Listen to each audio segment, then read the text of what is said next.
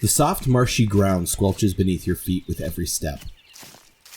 The faint haze that lingers low on the forest floor gives the Lurkwood, in northwest Faerun, an air of mystery even during this bright, sunny day. Twisted, ancient trees tower overhead, blocking all but a handful of beams of the mid-morning sun, which serves just enough to illuminate 3 figures slowly trekking their way through the dense forest. The first figure, a human woman, a mane of red hair held back with various ornaments and braids, and dressed in hides and furs, is leading the other 2 through the winding terrain. She cuts down a bit of underbrush with a machete made of the sharpened jawbone of some gargantuan creature. "Come, we are not far from Yalu's domain. Stay close to me. Quicksand is common here," the woman says as she leads you down a hill covered in gnarled roots before getting to the bottom where the ground is noticeably more marshy. The next figure in the line is a woman with silky dark hair, partially concealed by a hood of her emerald green cloak. A pale brown barn owl perches on her shoulder as she follows the first woman down the hill. This is Hana Miyakuchi, your colleague and expedition partner. She adjusts her pack, which is overflowing with maps and tomes, as she follows your guide down the slope. "Thank you, Frigg. Marco is prone to bumbling into such things," she says. The owl chirps as if to concur. Bringing up the rear is you, a wizard, archaeologist, and mastermind of this excursion, Marco Asterio. Why don't you describe what he looks like? Marco Asterio is a tall and lanky man. He has sandy blonde hair and a matching colored beard, both of which are very messy and matted in sort of look, of a person who typically has a very rushed job taking care of himself. He is currently wearing a set of traveling clothes, while he has a backpack with a variety of trinkets dangling off of the side of it. And Hannah continues to kind of jab at you, saying, "It wouldn't be the first time you got yourself into trouble on these expeditions, huh, Marco?" You call them trouble. I say that it's just, what's the word I'm looking for here? Adventure waiting to happen. Ah, I see. Well, I guess it did help you find that trinket. She kind of points to the crystal that's dangling on a cord around your neck. Oh, yeah, of course. I mean, I got box over here, a cube over here. I mean, I'm just loaded down with all of them. But this one, of course, as he indicates to the crystal around his neck, is my prized possession. And it only took you wandering off the expedition for 3 days for you to find it. I wasn't gone that long. It wasn't 3 days. It was 2.5. You guys continue walking for what is nearly another hour before arriving in a clearing deep in the heart of the Lurkwood. A circle of moss-covered stone cairns sits at the base of a massive gnarled tree. Tribute, in the form of fruits and flowers, all in various stages of decay, neatly folded pelts, antlers, bundles of meat, and the occasional glimmer of a gemstone or two lie in the center of these cairns. Looking up, you see looming in the branches of this ancient tree the bow of a ruined ship. Long reclaimed by the tree and surrounding forest, its wood hull covered with shelf fungi, other mushrooms, and thick stringy moss that dangles towards the forest floor. It is apparent why the Uthgardt call it the skyfish. A central mast extends upward among the branches of the tree, spokes extending from the back of the mast with the tattered remains of a dorsal fin-like sail. Similar boom masts extend from the port and starboard hulls, resembling pectoral fins, and 2 large portholes on either side of the bow resemble bulging eyes. This design seems familiar to you. You've seen illustrations of similar vessels in your tome, Sailing the Sea of Stars. Marco, his eyes are just wide as can be, of just unbridled enthusiasm. He throws off his backpack and starts just rifling through his stuff, just like throwing clothes and other various traveling supplies all over the ground to dig out a couple of books. The first one, the book that you just mentioned before, as well as a geography book to kind of study and see where the nearest, body of water could even be, trying to research this as quickly as he can. Sure. In fact, you would know that you are hundreds of miles from the nearest body of water, at least a body of water large enough to house a ship of this size. Hannah seems to see what you're doing, and she's looking up amazed at the ship as well. And she says, "Well, it's definitely come from the sky. It doesn't look like a Halruan skyship, though. There doesn't seem to be any evidence of a balloon." And Hannah actually begins wandering closer to the tree, but Frigg is going to reach out and grab her shoulder and stop her. Hannah looks back inquisitively, and Frigg drops to her knees in front of the circle of cairns. And she then just sits there quietly. And Hannah is, awkwardly standing by. Another few moments pass before she looks up and says, Yalu has judged you worthy. You may approach. I will wait here. Marco is just basically going to nod and then very quickly gather up his items and try to make his way onto the ship. Yeah, Hannah's going to do the same. The ancient tree is covered with vines. Go ahead and make an athletics check for me. All right. This is not going to end well. All right, so that is a solid 5.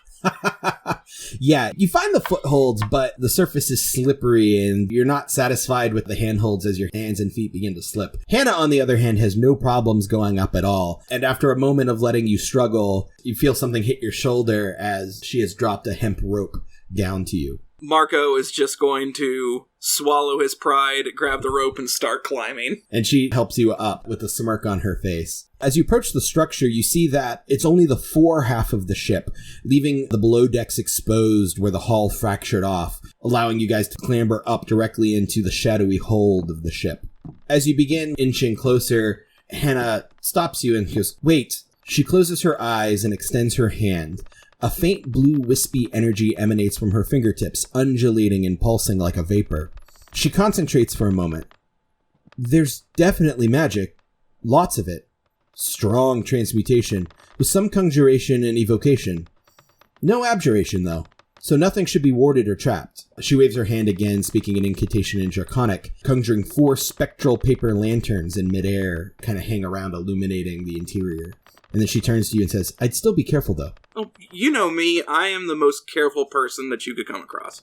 I do know you, and you're a lot of things. Careful is not one of them. Marco's just going to kind of roll his eyes in a playful sort of way, and then start playing around in the room, start investigating. Okay, you see that the interior walls of the ship have long since deteriorated, leaving not much more than the skeletal remains of the prior structures. A room towards the bow of the ship catches your attention. The bulging eye-like portholes near the bow both look into this room. A simple wooden throne sits at the center, facing the fore of the ship, and a raised platform sits at the very front, with a cylindrical pedestal about 4 feet tall at its center. Dozens of precisely etched grooves radiate from the throne across the floor in all directions. The light from Hannah's paper lanterns glints off of a reflective crystalline material that's inlaid into the grooves. And as you walk in, Hannah looks around and goes, "The chair is the source of the powerful transmutation magic. It looks like this room is really the only interesting part left of this ship. I'm going to send Tashi to look for the other fragment if you're good here." "Oh yes, by all means." She nods and she sits down right outside the room. She sits down cross-legged and takes the owl off her shoulder and kind of strokes the side of its head. And then she tosses it out the back of the ship and it takes off flying. And you see her eyes just go white. And you would know now, while she's doing this, she can't hear or see you. All right, I guess I'm going to start working on this then. So he's really drawn to the chair in particular, as well as the etchings. Would they also match the etchings that are in his box? They look similar. The etchings are not writings. They seem to be channels. And while they seem to be just as precise as the markings across the chest you found on that dig so long ago, it is not writing. But as you lean forward and investigate the chair, the crystal dangling around your neck begins to glow. And with it, the substance inlaid in the grooves of the chair and the floor glow as well. The same dull red-orange glow. This is the same glow that I would get whenever I'm around fire, right? Similar. Yeah, it's very similar. With this, Marco's going to become very inquisitive. Eyes still just, wide with study. He's now currently in investigation mode. He's going to start, trying to, move his focus toward the areas where it's starting to, animate. Yeah, and as you move the crystal closer to these grooves, the grooves seem to react. Go ahead and make an investigation check for me. All right. That is a 23. Yeah, as you move and get closer, the light seems to crawl along these lines up to this pedestal, and all the grooves up the side of the cylindrical pedestal alight as well. Marco is going to start investigating the pedestal, placing his hands on it, checking the crystal, just anything he can do that could potentially get this thing going. Sure. And you step up to the pedestal, stepping up onto the raised platform, and you can see that the grooves have come up the side of the cylindrical pedestal and across the top and spiral into a single focal point, which is a hole, about the same size as the crystal around your neck. He's going to look over to Hannah first and just Hannah, are you back yet? There's no response. So Marco is going to weigh whether or not he should do what Han has always warned him not to do. Ultimately, the decision is always to do the thing, so... So you reach out your crystal, and you insert it into the hole. And as soon as you do, that faint orange-red glow goes white and bright, and it starts glowing and glowing until there's a white flash that envelops your vision. And then Marco is gone. Hannah is sitting there, her eyes still glazed over, goes, "Looks like the aft end of the ship is only a few hundred feet away." Her eyes kind of reverting back to normal. "Shouldn't be too hard to get..." "Marco?" She looks around to see the empty room, the glowing patterns on the floor and walls slowly fading. Shit. Marco, you feel a lurch beneath your feet. You struggle to recover your vision from the bright flash of the light. And as your vision begins to return, the room is now dark. Whatever happened must have dispelled Hannah's lanterns or something. Hannah, could you put the lanterns back up? I'm having a bit of a hard time here. There's no response. And as your eyes adjust, you see the room you were standing in before, the dais, the pedestal. But as you begin to observe, you notice things are different. The ship is still in disarray, but there's no more of the overgrown vegetation that was creeping into the ship like before. And as you turn, you see that the throne is now gone, and the aft end of the ship is there. What was once broken away is now returned, and you notice that the whole ship seems to be listing to one side more so than it was when it was in the tree. And more importantly, you don't see Hannah. And you begin to figure out why. You're not in the same ship. It's still a tradesman, same make of ship, but this is a different ship. Marco is going to get out his water skin, wash his eyes to make sure he's not hallucinating. Looks around, opens up his book, reads about tradesmen again, and then closes it and starts to realize the weight is starting to come onto him. Oh my god, this is what's happening. So he's going to start just kind of stumble out of the ship. Hannah? Frey? Anybody? Are y'all here? Hello?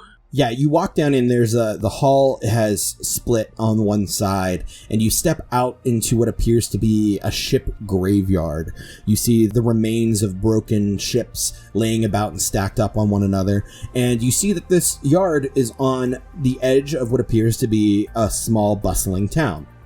The sun, still low on the horizon in the morning, warms your face. However, you immediately notice the sky is black. Turning to put the sun behind you to take in your surroundings, you immediately notice that a solid third of the sky, with plenty of it still below the horizon, is Saloon, the moon of Toril. And beyond that, on the horizon of the moon, is Toril itself. Nothing more than a white and blue disk, no larger than a fist extended at an arm's length. As anybody would be, Marco is currently awestruck, as he is kind of stumbling around at this point, trying to grasp the situation he's in. And as you take a few steps out onto the street to get a better look, you notice that all walks of life are passing you on the street, going about their morning routine. You see humans and elves and dwarves, halflings and gnomes, the occasional tiefling and dragonborn. But they are also accompanied by beings the likes of which you have never seen. A gaggle of a dozen halfling-sized penguin folk hurriedly waddle past, all squawking and carrying on in their own language. A 6-foot-tall mantis-like 3 crane is pushing a cart loaded with strange fruits you don't recognize. And 3 massive 8-foot-tall hippo people are laughing and carrying on just across the square. You see movement in the peripheral and turn in time to see an 8-foot-wide spherical body of a beholder floating from the entrance of a tavern only a couple dozen feet away. It points one of its 10 eye stalks at a wooden sign and telekinetically flips it over to read open. It catches your eye with its large central one and stretches its maw of jagged, pointed teeth into a wide, crooked smile. "Good morning," it says, before turning and floating back inside, humming to itself cheerfully. You could feel yourself on the verge of shock, and you struggle to process this town, nestled on an asteroid just outside the atmosphere of the world you call home. And it is then you notice the dozens of ships floating in the void, coming and going from the asteroid's docks. Marco is going to drop to his knees and just have this big smile on his face as he just screams out, "I knew it! I knew it! I was right!" A couple of people look at you strangely and kind of give you a wide berth.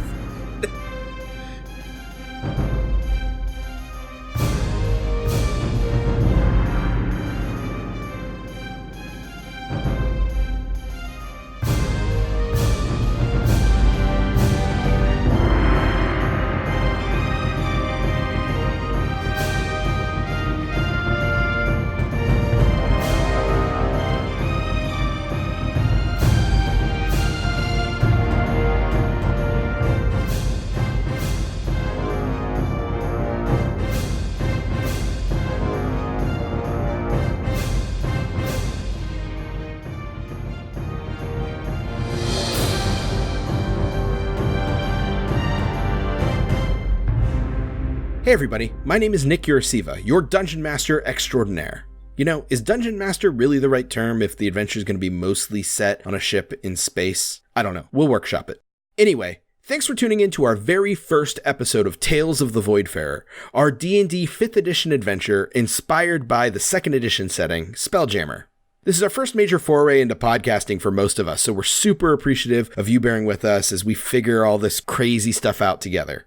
Before we jump into things and meet the rest of the crew, I just wanted to give a quick shout out to Rachel Guzak, 8-Bit Ribbit on Twitter and Tumblr for doing our awesome character art. Definitely go check her out. Also shout out to our producer Tom Goldthwait for our amazing original theme song. He's done some other cool stuff too that you'll be able to hear in future episodes. Also, the additional music is provided by purple-planet.com. Lastly, if you're listening to this episode, that means there should be 2 more episodes for you to listen to right now. After that, you can expect new episodes every Tuesday, starting with episode 4 on Tuesday, October 15th, 2019. Follow us on Twitter, Facebook, and Instagram for regular updates. Now, I've talked way too much, so let's jump into things and meet the rest of the crew. Take it away, past me.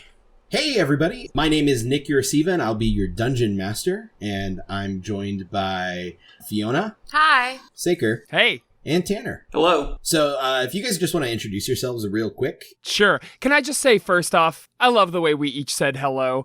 We had Fiona's hi, very sweet. We had my hey, playful. We had Tanner's hello, serious. My name is Saker. I am... yeah, I'm feeling real good about this already. I'm setting the tone. That's what we do. My name is Saker. I have a nerdcore band called 2D6. I have another podcast called It's All Been Done, a Bare Naked Ladies podcast that is totally irrelevant in this setting. But I am a it's D&D... great, though. Thank you. I'm a D&D nerd, and I'm psyched to get roleplay in here. Awesome. So Fiona, who the hell are you? My name is Fiona L.F. Kelly. I am one of the co-founders of Project Derailed, and I write stuff for Project Derailed and the Mary Sue and in random places around the internet, and I also worked on Onyx Path Publishing's latest edition of Aberrant, so that's my claim to nerd fame here. Neat. And Tanner? Hello, everybody. I'm Tanner Bivens. I am a content creator with Project Derailed, and I'm also the host of the YouTube show Critter Miss that you can find on Project Derailed. And like I said before, I'm Nick Urasiva, and I'll be your Dungeon Master. I am also one of the co-founders of Project Derailed, and thanks for joining us for this crazy little adventure that you will be shoved into your ear holes, I guess. So, way to sell it, Nick. Way to sell it. We will be embarking on together. Sure. No, shoved into your ear holes. That's how you want to sell it. Right. I'm just calling it what it is. All right. So without further ado, we'll jump back into this adventure. You all find yourself in the hold of a hammer ship called the Stoic Gondolier, destined for a crystal sphere far away from where any of you have been.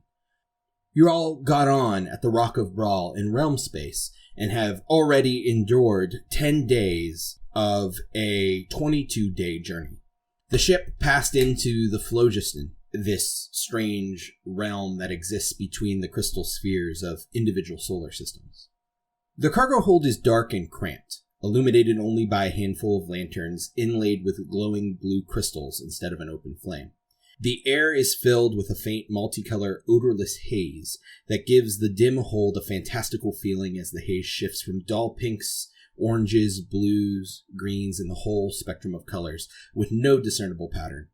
You know that this is the phlogiston, a mysterious substance that permeates all space between the crystal spheres of every system of worlds.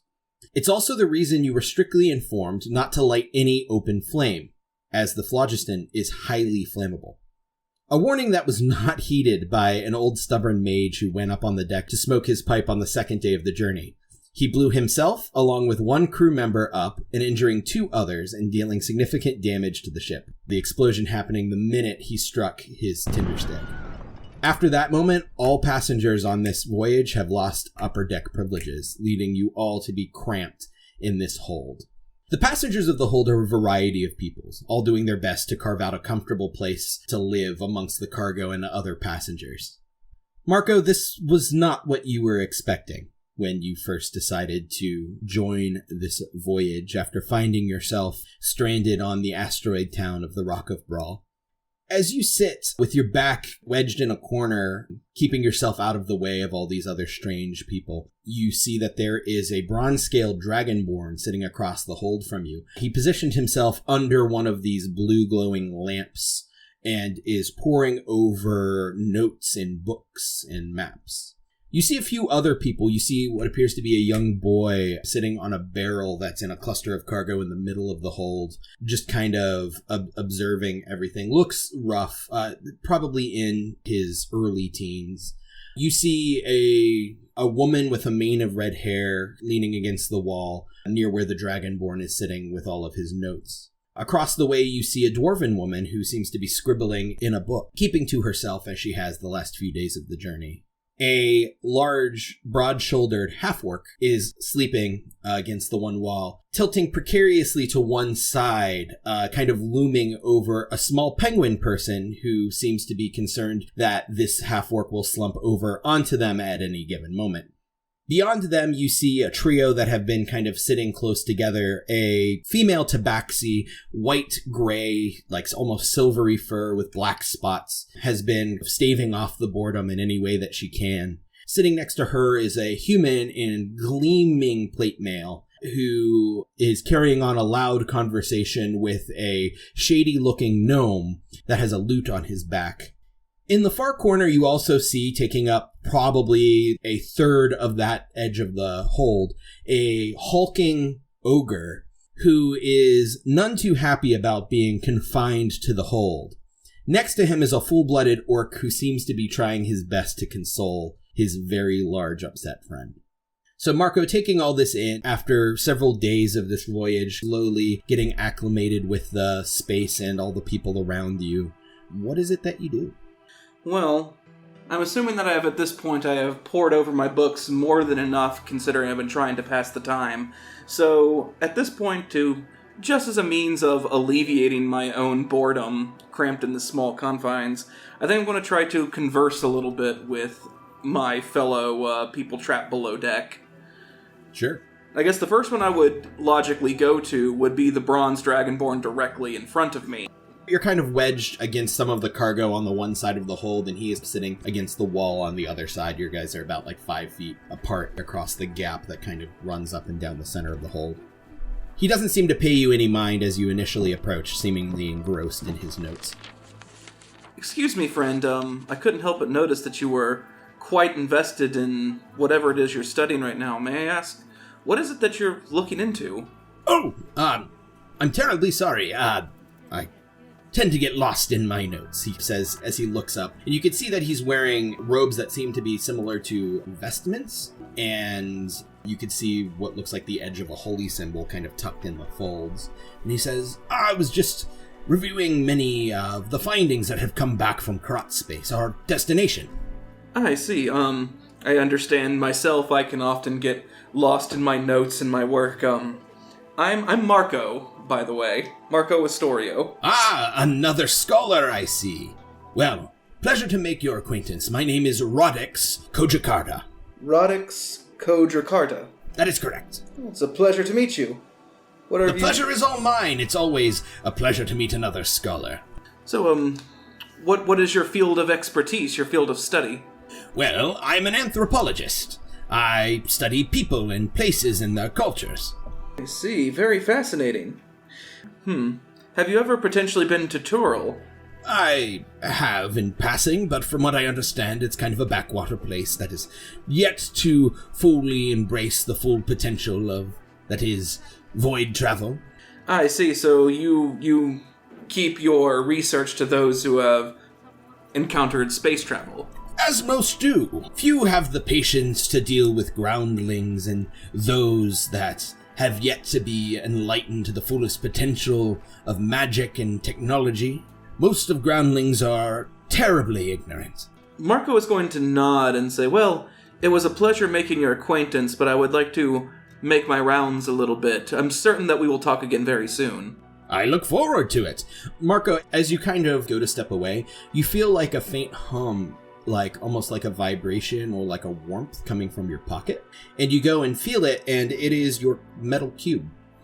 I look at as the metal cube look any different than what it did before? Is it just vibrating? It seems to have a slight resonance to it. It doesn't look any different. Does it seem to be growing stronger or weaker as I move towards certain parts of the ship? Make an investigation check. Okay then. Fiona, as you sit here next to this Dragonborn, you see that this strange, scruffy-looking human has come and stand up and had this conversation, has now, stopped, pulled something out of his pocket, looking at it inquisitively, and starting to take steps in certain directions, with a puzzled expression on his face. I watch him cautiously, thinking he's about to, I don't know, light a match or do something crazy. So I'm gonna watch him, and if he gets out of my sight, maybe tail him a little bit. And why don't you describe your character for us? My character is a Githyanki. She's about 5'5", kind of thin, but clearly muscular. She has sickly yellowish skin, long red hair that she wears half up, black eyes, and all Githyanki, she has a Voldemort nose. And chainmail covers her just street clothes. I rolled a 15, by the way. Yeah, you do notice that it seems to get stronger, and as you're standing in the middle of this hold here, it seems to get stronger when you step closer to the wall that the Dragonborn is sitting on, specifically closer to this Githyanki woman. And it also seems to grow a little bit stronger when you step in the opposite direction from her against the opposite wall towards where this large half-orc is sleeping and this tiny penguin person is sitting on. So... And Saker, you see this human kind of standing here in the middle as well. Absolutely. Can I kind of move to intercept him at this point? Yes. You see him acting kind of strangely. Go ahead and describe your character. Sure. My character is a Doar, who are adorable little penguin people. So they are approximately the same kind of, a little bigger than a penguin. He's almost 4 feet tall, and he's got white bands around his eyes that then kind of travel to his white stomach. But for the most part, he's kind of like your tuxedo penguin that you might see. The only difference is that he's got tiny little brown sort of khaki pants on that are more like shorts on his small stature, and purple suspenders that go over his shoulders to hold them up, and a little tiny bow tie as well. So he's it looks like he's trying to be a real person. But I see this guy, and I think my character kind of rolls his eyes and walks over to him and kind of puts his flapper hey, the sort of come here motion, because I'm clearly much smaller than this human is. Yeah, Marco, you see this small penguin person approach you, and when he does, the cube kind of vibrates even more. It's still faint, but it seems to respond to his closer proximity. So I am going to follow the penguin person as the Dohar, as he places his lovely flipper to be like, come here. Now, come here, son, come here. Now, listen, this is your first time on a cargo ship like this with, I don't know, I'd say about 35 other passengers on it. Is that right? Did I get that right, son? Yes, I do believe that is the case. Now, you know how I can tell that, son? Because what you have there looks like some sort of magic item, and you're waving it around in full view of everybody, that orc over there, this ogre over here. Now let me tell you how much they would love to tear your head off for just a sniff of that magic item you got in your hand. Now, if you're gonna be on a ship like this, you gotta be a little more careful. Now, I could take you under my flap. It's not difficult, but, you know, I just like to know what it is. I don't want to touch it or take it or anything. What you got there?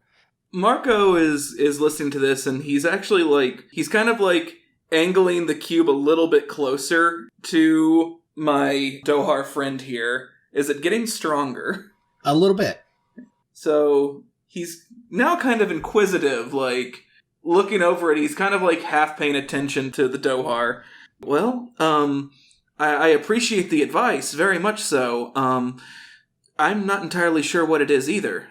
Now you're walking around, waving around this mat. Okay, all right.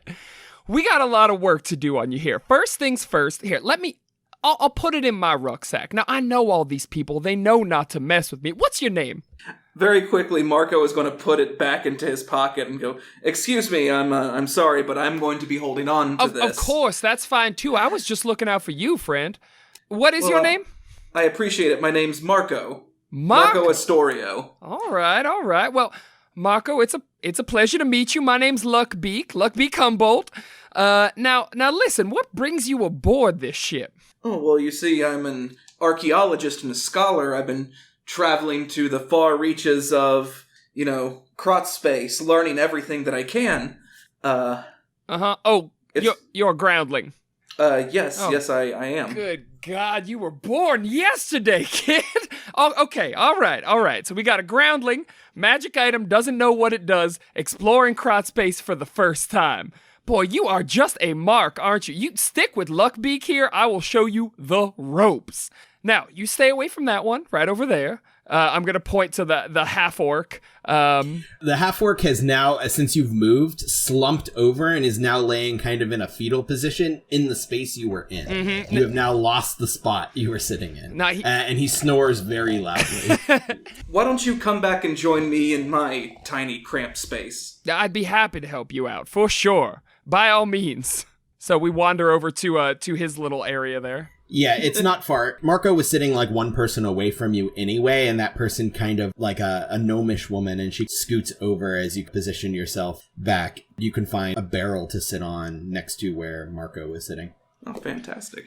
And Fiona, you see these two have this conversation basically right in front of you. And then kind of settle back into where Marco was originally sitting. Still not far, 8 or 10 feet away, just kind of across the hold. Now, let me take some stabs in the dark. You had a grandfather who died and left you a bunch of treasure. Is that how this worked out?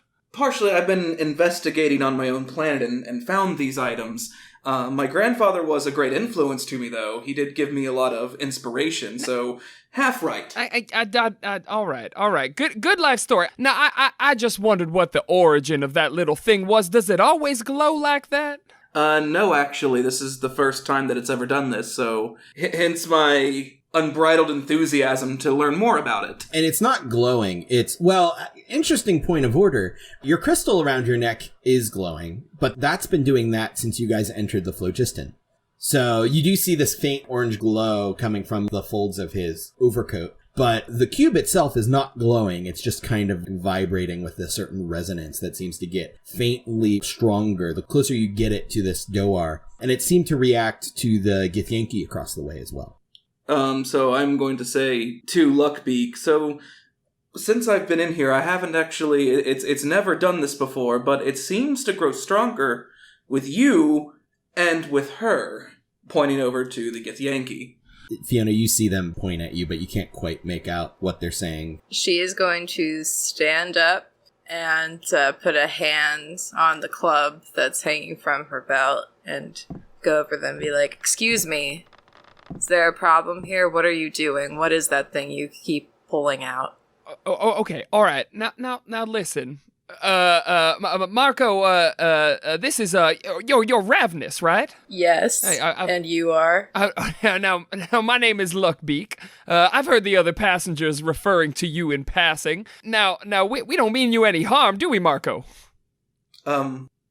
Okay, Marco, the correct response when someone says we don't mean you any harm is no, because any other response is gonna get the shit kicked out of you. You understand me, son? So, Marco's gonna look, because he was kind of like looking at the cube, looking back, like kind of like not really sure what to say, and now he's like, oh no, we mean you no harm. I'm sorry.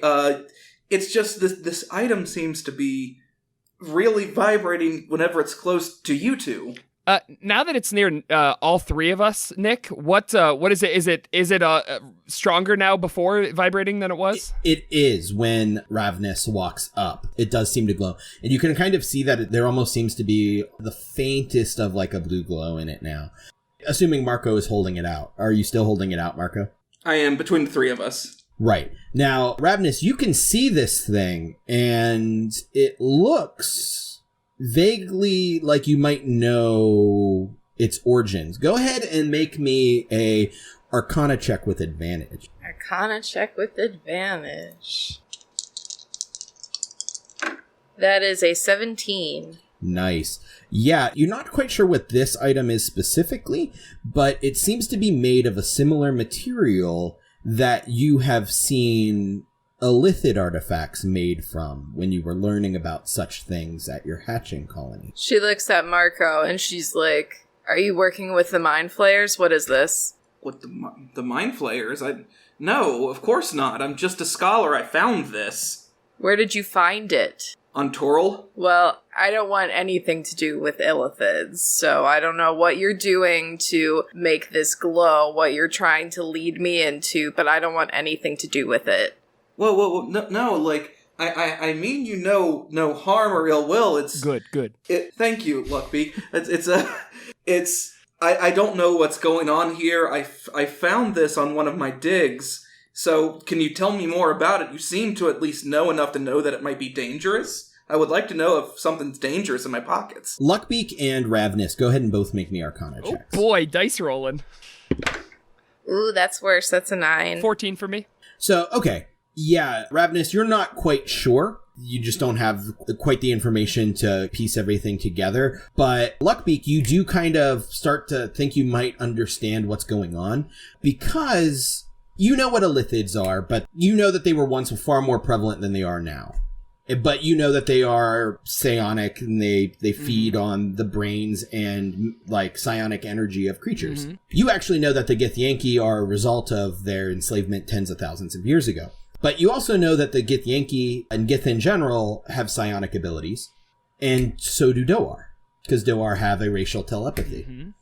So you kind of think that this item might be responding to the presence of creatures with psionic abilities. Are there any other creatures with psionic abilities down here in the hold? You and this Githyanki. That's it. Okay. That's it. Okay. As far as you know. Sure. Yeah, I'm gonna say, now hold on. Now what are you? Are you a wizard? Are you some sort of sorcerer? I mean, what do you do besides archaeology? Yes, I'm actually a wizard. Now, I could tell by the look on your face. Now, what we have here, young wizard, is this cube is responding to some sort of psychic connection. Now you understand, our friend here, Rav'nys, is a Githyanki, and I am a Doar. And between the two of us, the psychic connection is truly something to be admired. And maybe I can speak to this cube. Hold on, let me try to send a message to this cube. I'm going to try to think at the cube. Hello? Mark. Go ahead and make an Arcana check. Okay. Marco is skeptical, but he's actually going to hand the cube over to Luckbeak. He trusts him enough not to run away with it. Oh boy, not many places to run. 15. 15? All right, you concentrate really closely on this cube. You formulate the thought, hello. And as you intently watch the cube, nothing happens. Huh. Now, I'm gonna turn it around. Have you ever shaken it? Does it come up with, like, little messages sometimes, or? I generates haven't. a number 1 through 6. I have, in fact, shaken it a few times, actually. Nothing really came about it. I tried a lot of different methods, but yeah, nothing to that effect. Well, I am confident that what you have here, son, is exactly a party favor. Now, what this can do is it could sense people with psychic ability, and that's the ball game. I'm not sure if you're going to keep it around. I can dispose of it for you, but it does not look like it does much else. I would like to hold on to it just for now. And that's fair. That's the second time you've said that to me, and 2 no's means no. I understand. That's fine. At that point, you notice that there's a 4th presence that seems to have kind of, like, sidled up to this conversation. And as you look, looming over top of your head, Luckbeak, is this Tabaxi woman. And she goes, "What are you all looking at?" This guy's trying to swindle this other guy who came across some sort of illithid stuff. I'm That not sounds super interested in fascinating. it. Illithid, you say? And she looks at you, Marco, expectantly. Looks back at her and says, yes, illithid. You kind of see her eyes dilate and like, "May I see it? I just love interesting things. I like to find all the interesting things that I can find. I just want to look." Now, see, this is what I was talking about. You gotta put that thing away, or else everybody's gonna have their peepers on it. When you say that, Luckbeak, she looks down at you and goes, "Oh, aren't you the cutest? Just a tiny little penguin." No, ma'am, I demand respect. She kind of like sits down next to you and puts her arm around you, and she goes, You are a doer, yes? I've always wondered. You are avian, but you have come from aquatic. Do you taste like fish or do you taste like bird? Now, excuse me, young lady. She licks the side of your face and goes, "You taste like neither. I don't like it." And she kind of palms your face and pushes you away and goes, "I'm bored now. Do you have the cube? I want to look at the cube." Well, that was just disrespectful what you did to him. I don't understand. I trust the bird more than I trust you. You shouldn't trust the bird. She kind of, "You don't trust me? But I am the most trustworthy person here. I'm sorry, I should have introduced myself. My name is Silence of Starlight. Many people just call me Silence, but my friends call me Starlight." And she bats her eyes at you guys. So, Silence, thank you so much for your Oh, time. no, please call me Starlight. Starlight. Alright, so I appreciate your time, but for right now I would like to just kind of sit with my new friends here. We're not friends. He kind of looks at Rav'nys and just is like, "Come on, man." Are you saying you did not enjoy my company? I'm saying that you give off a very threatening aura. Threatening? How very rude of you. Fine, I can see when I am not wanted. Braddock, these people over here are being rude to me. And you see that the human in the plate mail kind of chuckles to himself and stands up and starts walking over. And she kind of like heads back to him and kind of like follows back over in his wake. "Excuse me, friends," as he walks up. "Allow me to introduce myself. I am Sir Braddock Forthright. And it comes to my attention you were rude to my friend, and that's not very nice." Now, listen. Did you two meet when she licked you? Were you pleased by that interaction? Why, that is just how she greets everyone. From what I understand, it is Tabaxi custom. At least that's what she tells me. Well, everybody seems to be great friends. You coming over with your friends. How are you? My name is Ding Dong the whatever. Now listen, we're not all friends here. She was rude to us, so we were rude back to her. Now, if you will leave my buddies and I alone, we're trying to have a private conversation. He kind of chuckles. "Look around. There's no privacy to be had here.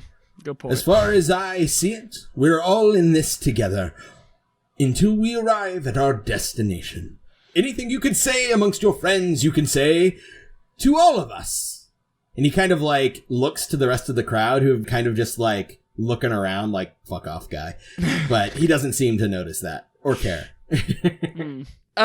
Nick, who's guarding the upper deck? So the cargo hold you're in is on the very aft end of the ship, on the lower deck. The fore end of this hold are double doors that go to more like cabins and stuff on the lower deck, and that's where there are access to the top deck. But there is a cargo hold door in the ceiling, but that is now closed. And there's nobody guarding down here. In fact, you haven't seen any crew members of the ship since the incident with the wizard.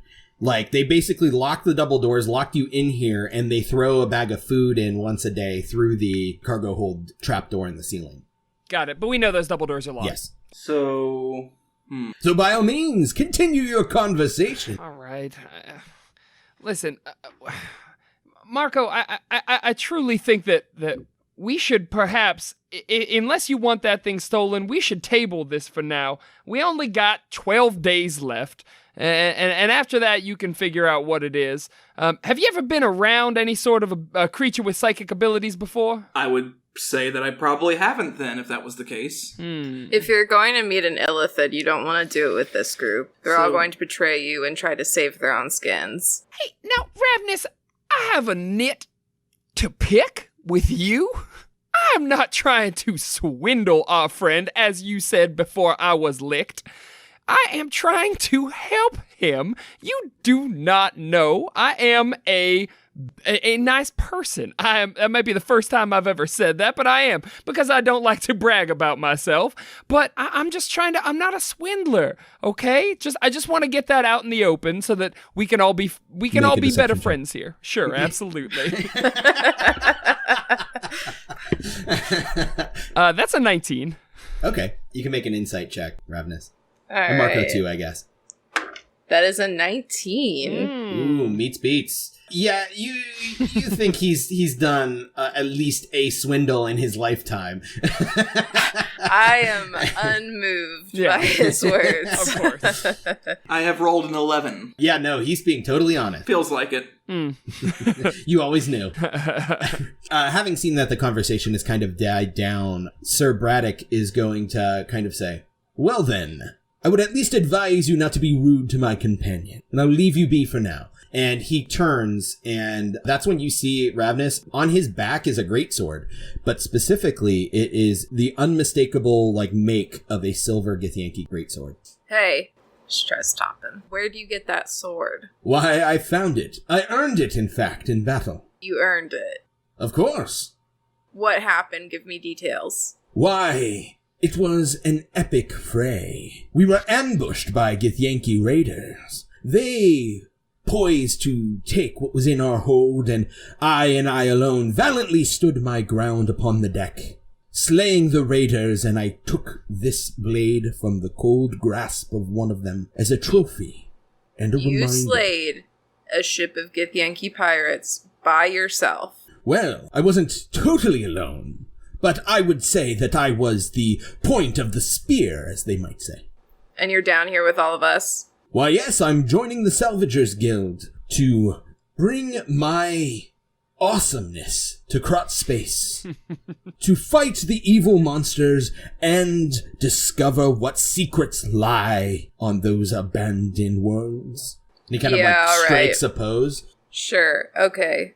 Go back to your friend, I guess. He kind of nods, satisfied with this reaction, and he kind of turns and walks back over. And he and his tabaxi friend meet up with their gnome friend, who just kind of stayed lingering back in the shadows. She sits down with her new buddies, Luckbeak and Marco, and she goes, all right, I want his sword. I want to meet whatever made that cube thing, but I want to meet it in a situation where we're not all going to die. So, what's the plan here? Well, I was even just sitting here thinking it might be better if the three of us work together for at least the time being. It seems that we all have talents that could be used for a variety of different methods. Yeah, I kind of look over at Silence and kind of very quickly sum up the fact that she has made friends with probably the strongest people in here, and I say, yeah, let's be friends. I think we all have our own individual talents that we could use. Yeah, when you look over at Silence, she's looking back and she winks. Oh. Oh, boy. Hey, does that woman make anybody else uncomfortable, by the way? Yes, she does. Very much so. Okay, it's not just me then. As you guys are kind of sitting there, you hear a creak of wood above and the hold doors in the ceiling open and a sack just gets tossed in. And you know that another day must have passed. It's really hard to keep track of time, but this is the daily rations. And you know this always causes just a little bit of chaos because they throw in only the exact amount of rations that are needed. And there is an ogre in the corner who they have only allotted one ration per individual. So things have gotten a little tense over the last few days. So when this bag gets thrown in, there's kind of like a quick clambering to get into it and grab what they can. Rav'nys is in that clamoring. She immediately abandons the group and goes and tries to grab something. Go ahead for and just herself. make a dexterity check. Or anybody that wants to go. Luckbeak's May, I was going to ask Nick. Motherfuck. Can I cast invisibility and sneak into it to get, like, some food for me and my friends? Yes, you may. Alright, I do that. So I cast invisibility on myself. So you just pop Right out as- of the distance. Just so I make sure that nobody else is, like, watching. They're all doing the scrum. And then... So you're invisible, but you still kind of have to get into this huddle of people who have now converged on this bag of food. So you'll have to make a dexterity check as well. And it's going to be difficult to get in there without bumping into people. Oh, so that's going to be a 17. 17? Oh, yeah, deftly. You kind of get in there, and in the fray, a couple rations, we'll say probably 4 rations, get kind of like knocked to the side, and you can like scoop them up pretty easily without anybody noticing. Rav'nys, what did you get? I got a 4 total with a natural 1. So you go to jump in, and Silence actually beats you to it and leaps and puts her back paw on your face, and it pushes you away from the fray, and she like pushes off you into it and grabs some rations and heads back over to her group. Of like knocking you onto your heels. I'm gonna try to mage hand a ration. Okay. You can, you can do it. It's pretty easy. Luckbeak, what did you get? I got a non-natural 20. Yeah, you get in there. You could probably grab 3 rations real quick. I do. Scoot out of there as you kind of like duck between people's legs and get in. And that's how we stole 8 rations accidentally. So, yeah, you get back. When you guys kind of like get back to your spots and kind of like share your loot, you see the Warforged. However, you know that they go by Forged throughout the known spheres. A big, burly, wide-shouldered robot person, basically, kind of wading his way through the people to bend over and pick up some rations. So you just pull, Rav'nys, you just pull the one you've mage hand back into your hand? Yeah. Do you pocket it or anything, or you just take it back to where you guys were sitting? No, I kind of like put it in my pocket, keep a hand on the pocket, go back to where we're sitting. Got it. Alrighty then. So just FYI, I've been collecting rations, and I'm so small, I think I can just squeeze in and squeeze out and get at least 1 or 2. I eat half because I'm only that big, and the other rations I sell to people, claiming that, oh, I only ate half my ration, I still have this much left over, when in reality it's that much ration that I just basically stole from the pile. So I'm running a game here as well, I think. Okay, sounds good. So I'm also, out of my 4 rations, I'm going to give 1 to Rav'nys and 1 to Luckbeak as a sign of good faith. Oh. Rav'nys takes the one from Marco and leaves the one in her pocket and just lets it be. Exact same. So, Marco, when you go to kind of distribute your rations, you notice that maybe you didn't grab as many as you thought you did, but 1 is missing. And you realize this shortly after you notice that, like, teenage boy kind of brush past you and go back to where he was sitting. So, can I make an insider investigation check to kind of put 2 and 2 together, or I've already done that? No, with your passive 13 insight, you can kind of put 2 and 2 together. You didn't notice it happen, but you have a theory. I am going to check the rest of my pockets. Yeah, everything's there. It seemed to have just been a ration that was taken. Well, I still have my 1 ration, so... Go ahead and make a perception check as you just kind of eye this person as he walks away. Alright, 3, so 18. Yeah, so he goes back to where he was sitting. He was sitting on a barrel kind of position, kind of in the middle, hold not far from where this tussle over the food happened. And as he sits down, he doesn't eat the ration. He like kind of sleight of hands it down and pushes it through a crack in the barrel. I'm going to approach this teenager. You do it. He looks probably like a 12 or 13-year-old boy. So I'm just going to ask, like, as quietly as I can, just to whisper to him, just, what's in the barrel? I don't know. Apples? You seem to be feeding rations to those apples. I don't know what you're talking about. Well, I know for a fact that one of my rations is missing, and your hand slid a little bit of rations into that barrel. I don't know about the barrel, but you missing a ration sounds like a you problem. Being up this close to this person, your insight, you could see that he looks real rough, kind of tattered clothes that don't fit quite right. Looks like he's given himself a haircut, probably just with like a dagger, just kind of cutting it so like the hair is short but uneven. And standing here having this quiet conversation, you're pretty sure it's a girl who's making a point to look like a boy. Now I'm starting to wonder if I should even continue to pry, because what do I gain out of this? May I make, like, a perception check on the barrel to see if it's breathing? Yeah, go ahead. If I hear anything from it. 18 again. You don't hear breathing, but you hear some crunching. Well, it sounds like those apples are doing a fantastic job of crunching themselves. She doesn't say anything. Just, I'm going to go back to my friends, just say, once again, very quietly... When you turn to walk away, she goes, "Hey." Turns back. "Don't tell anybody. He's my little brother. He was too young to come. They don't know he's here." I guess, because Marco is a sweet person, he is going to take the one half of his rations and split it and give it to the girl. She kind of takes it and she goes, "Thank you." Marco is going to walk away. You can't, bring too much attention to them. As you walk away, you hear, like, the deep, like, kind of moaning voice of the ogre go, "It's not enough! I'm still hungry!" And then you hear the orc go, "It'll have to do. It's fine. My legs are cramped." And as this ogre is not enjoying his current situation. Can I walk up to the ogre? Sure. Oh, gentlemen, it is truly a hellhole down here, is it not? "Hey, bird, piss off!" And he kind of, like, tries to, like, knee you away with, like, one of his cramp. Okay, I'm only trying to help. I pull out, like, a full ration from my sack, and I say, "Why, I mean, what I got here seems to be 2 half rations, or 1 half for each of you. I mean, I wouldn't ask anything but friendship from you two." Make a persuasion check with disadvantage. Okay.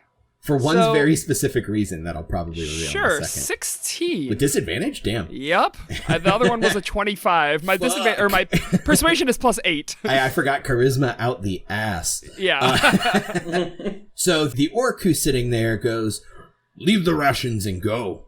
And the ogre says, "You'd make a better snack than those." Wow. Well, hey, listen. What I'm trying to do right here is give you guys a regular supply of rations. But here you go. Here's 1 and done. So enjoy. If you don't want to be my friend, that ain't my problem. Fine. See y'all later. You talk too many words. That is not the first time I've been told that. All right, fair. That's fair. So as you're heading back, you see that a confrontation seems to have happened as the crowd is dissipating over the food. This Warforged is standing there, and you can actually see that he's broad-shouldered. He's like standing up now, and he's missing his lower jaw. It's just gone. And you see that Sir Braddock has walked up to him, and he goes, "Now, sir, surely you don't need those rations. You could leave them for the rest of us." And this Forged is... He doesn't seem to be able to speak. He's missing his lower jaw, and he's kind of just like gesturing, and Sir Braddock doesn't seem to understand nor care what he's trying to say, and he kind of puts his hand on his hilt and go, "Now, sir, I'm going to have to ask you to leave those rations for those that really need it. If you hand them over to me, I will see that they are distributed accordingly." And the Warforged seems to be gesturing to the aft of the ship, but obviously can't say anything. And we all hear and see this. Yeah, you see it kind of happening in the center of the hold. Is he making any noise? Like, not really. It's just kind of like the mechanical creaking sounds of his movements, right. But he's not making any sort of sound at all. He doesn't appear to have the ability. Rav'nys is going to quickly finish up her ration, or eat as much of it as she can, and like pocket it, and kind of like mosey on over, hand on her longsword. see what he's up to. You kind of like walk up and it's like, now, sir, I'm sure you mean the best, but those rations will do you no good. You have no need of them. You're a machine. And the Forge seems to get angry at this, but is still like trying to communicate something. And that's just going over Sir Braddock's head, which you're pretty sure happens often. He doesn't seem like the brightest bulb. She's gonna like gesture to the Warforged and, look at Braddock and be like, he's trying to talk to you. Just listen to him, see what he's doing.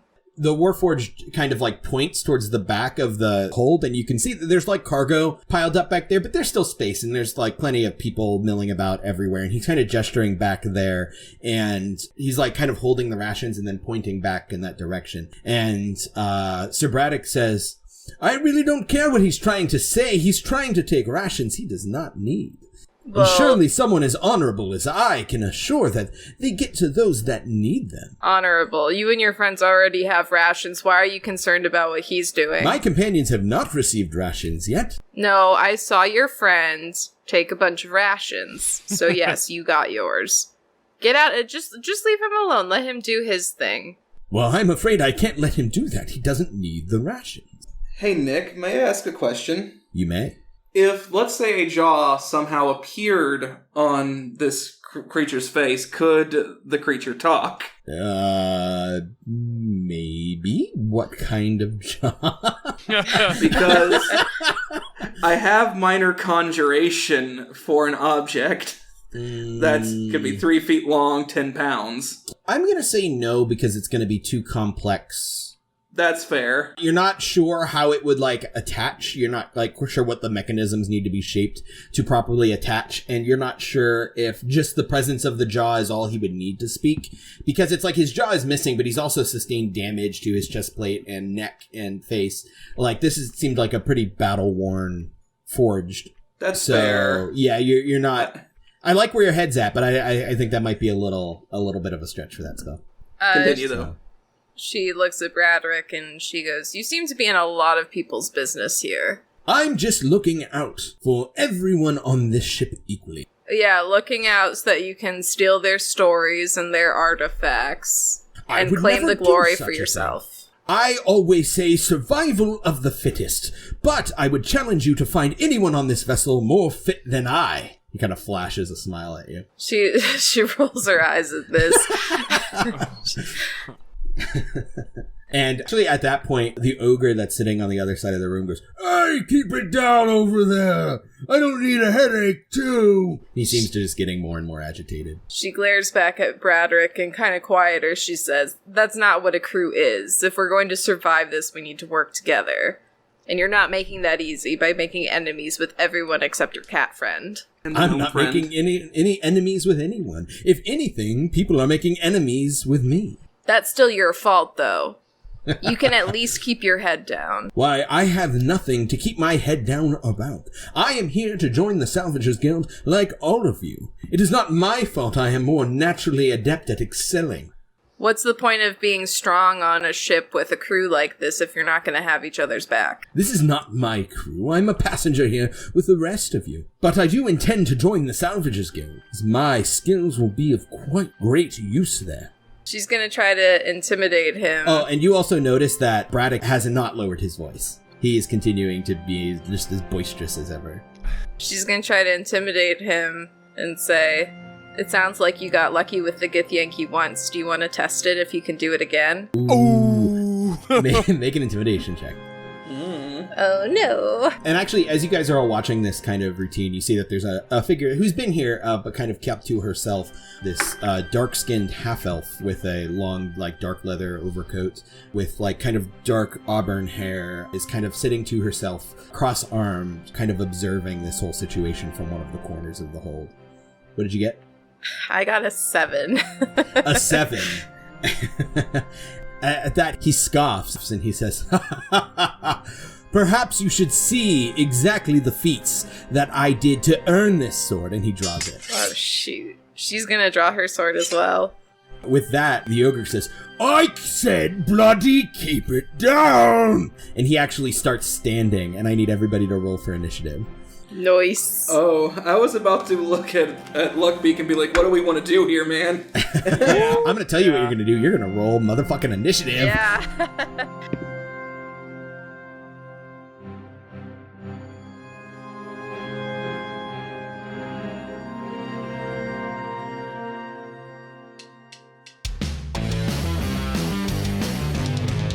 ProjectDerailed.com